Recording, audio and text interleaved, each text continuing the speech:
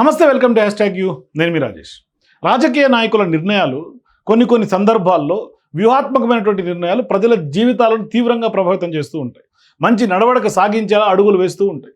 అందుకనే ఇప్పుడు ఒకే ఒక్క నిర్ణయం సీఎం రేవంత్ రెడ్డి తీసుకున్నటువంటి ఆ ఒక్క నిర్ణయం కోట్లాది మంది గుండెల్లో ఆయన ముద్ర చిరస్థాయిగా ఉండే అవకాశాలు కనిపిస్తూ ఉన్నాయి. అంటే సమాజాన్ని సరికొత్త దిశగా సాగేలా చేస్తూ ఉంటాయి. అలాంటి నిర్ణయమే తెలంగాణ ముఖ్యమంత్రి సీఎం రేవంత్ రెడ్డి తీసుకున్నారు. ఆయన తీసుకున్నటువంటి ఈ నిర్ణయం తెలంగాణలో ఒక గేమ్ చేంజర్గా మాదిరిగానే మారింది అనేది తెలంగాణ పొలిటికల్ సర్కిల్స్లో జరుగుతున్నటువంటి చర్చ. ఇంతకీ ఆ నిర్ణయం ఏం తీసుకున్నారు ఏంటి అని కనుక చూస్తే, దానివల్ల ఎవరి జీవితాలు ప్రభావితం అవుతాయని అనుకుంటే, ప్రతి సోమవారం తెలంగాణ వ్యాప్తంగా వివిధ జిల్లా కలెక్టరేట్ కార్యాలయాల్లో గ్రీవెన్స్ డే సహజంగా నిర్వహిస్తూ ఉంటారు. ఈ కార్యక్రమానికి పెద్ద ఎత్తున ఆయా జిల్లాల నుంచి ప్రజలందరూ తరలి వస్తూ ఉంటారు. తమ సమస్యలను జిల్లా అధికారులకి సహజంగా ఆ గ్రీవెన్స్ డే రోజు చెప్పుకుంటారు. ఇందులో ఎక్కువగా తమ పిల్లలు తమను పట్టించుకోవడం లేదనే ఫిర్యాదులు ఎక్కువగా ఉన్నటువంటి విషయం.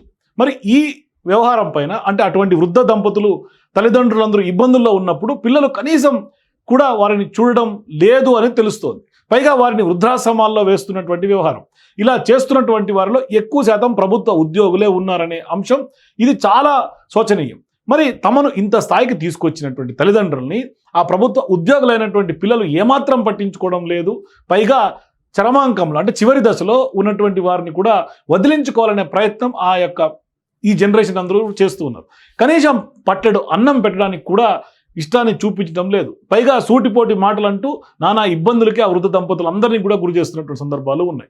మరి ఈ తరహా ఫిర్యాదులు ఇటీవల కాలంలో పెరిగిపోతున్నటువంటి సందర్భంగా ఇప్పుడు సీఎం రేవంత్ రెడ్డి దృష్టికి ఇవన్నీ ఫిర్యాదులు వచ్చినటువంటి నేపథ్యంలో ఆయన ఒక కీలక నిర్ణయం తీసుకున్నారు. ఏంట నిర్ణయం అంటే, ప్రభుత్వ ఉద్యోగులు అయ్యుండి వారి తల్లిదండ్రులను పట్టించుకోకుండా ఉంటున్న వారిపైన కఠిన చర్యలు ప్రభుత్వం తీసుకుంటుందని రేవంత్ రెడ్డి హెచ్చరించారు. శాఖాపరమైనటువంటి చర్యలు మాత్రమే కాకుండా వారి జీతాల్లో నుంచి 15% వృద్ధ తల్లిదండ్రుల ఖాతాలో జమ చేస్తుందంటూ కూడా హెచ్చరించారు. మరి కేవలం హెచ్చరికలు మాత్రమే కాదు, ఇది ఒక కార్యరూపం దాల్చే విధంగా చేస్తామని సీఎం రేవంత్ రెడ్డి ప్రకటించడం, ఈ నిర్ణయాన్ని చాలామంది తల్లిదండ్రులు స్వాగతిస్తున్నటువంటి పరిస్థితి. అంతేకాదు, ఈ నిర్ణయం వల్ల తమ పిల్లల్లో మార్పు వస్తుందని వారందరూ కూడా చెప్తున్నటువంటి నేపథ్యము ఉంది. అంటే ఎంతో కష్టపడి పిల్లల్ని ఈ స్థాయి దాకా తీసుకొస్తే కాటికి కాలు జాపినటువంటి ఆ వయసులో వారు మమ్మల్ని వదులుకుంటున్నారు అని వారు బాధగా మాట్లాడుతుంటే, కనీసం మందు బిల్లలకు కూడా డబ్బులు ఇవ్వడం లేదు, వాళ్ళని ఆరోగ్యపరంగా నెగ్లెక్ట్ చేస్తున్నటువంటి సందర్భం. అటువంటి సందర్భాల్లో ప్రభుత్వ ఉద్యోగులు అయ్యుండి తల్లిదండ్రులు అయినందుకు ప్రభుత్వం నుంచి పింఛన్ కూడా రావడం లేదు. అలాంటప్పుడు పిల్లల మీదనే ఆధారపడాల్సి వస్తున్నటువంటి దుస్థితి వాళ్ళందరిది ఉంది. వారేమో మమ్మల్ని పట్టించుకోవడం లేదు. మరి ఇలాంటప్పుడు గత్యంతరం లేక గ్రీవెన్స్ డేలలో వచ్చి వాళ్ళు ఫిర్యాదులు చేయాల్సి వస్తుంది. మరి ఆ పిల్లల మీదే మేము వ్యతిరేకంగా చెప్పాలంటే కూడా బాధ కలుగుతుందంటూ కూడా ఆ తల్లిదండ్రుల ఆవేదన వర్ణాతీతం. కాకపోతే మాకు ఇది తప్పడం లేదంటూ కూడా అందరూ చెప్తుంటే, మరి మా మొరను ఆలకించినటువంటి ప్రభుత్వం ఈ నిర్ణయం తీసుకోవడం ఆనందంగా ఉందని చాలామంది చెప్తున్నటువంటి సిచ్యువేషన్స్. మరి దీనిని ఆలస్యంగానైనా అమలు చేస్తున్నందుకు ధన్యవాదాలంటూ కూడా ప్రభుత్వ ఉద్యోగుల తల్లిదండ్రులు చెప్తున్నటువంటి మాట. మరి ముఖ్యమంత్రి తీసుకున్నటువంటి ఈ నిర్ణయం పట్ల అన్ని వర్గాల నుంచి సహేతుకమైనటువంటి పాజిటివ్ రెస్పాన్స్ వస్తూ ఉంది. అంటే బీఆర్ఎస్ పార్టీ మాత్రం వ్యతిరేకంగా స్పందించింది. 15% వేతనాల్లో కోత ఏమో కానీ వారిని ఇబ్బందిని పెట్టే నిర్ణయమే అంటూ కూడా ఉద్యోగుల పట్ల కొంత బీఆర్ఎస్ పార్టీ మాట్లాడినటువంటి నేపథ్యం. అయినా బాధ్యతాయుతమైనటువంటి ప్రతిపక్షగా భారత రాష్ట్ర సమితి రేవంత్ రెడ్డి తీసుకున్నటువంటి నిర్ణయాల్లో లోటుపాట్లు ఉంటే వ్యతిరేకించాలి, రాష్ట్రానికి ఏమైనా అన్యాయం జరుగుతుంటే ఖచ్చితంగా ప్రశ్నించాలి. అంతే తప్ప ఇలాంటి మంచి సదుద్దేశంతో తీసుకున్నటువంటి నిర్ణయాలను కూడా తప్పుపట్టడం నిజంగా ఆ పార్టీలో ప్రజలకు ఉన్నంత కాస్త పరిపతిని కూడా దూరం చేసే అవకాశాలు లేకపోలేదు. కానీ ఒక రకంగా చెప్పాలంటే, ఇప్పటికే సమాజంలో మార్పు రావాలని కోరుకుంటున్నారు చాలామంది.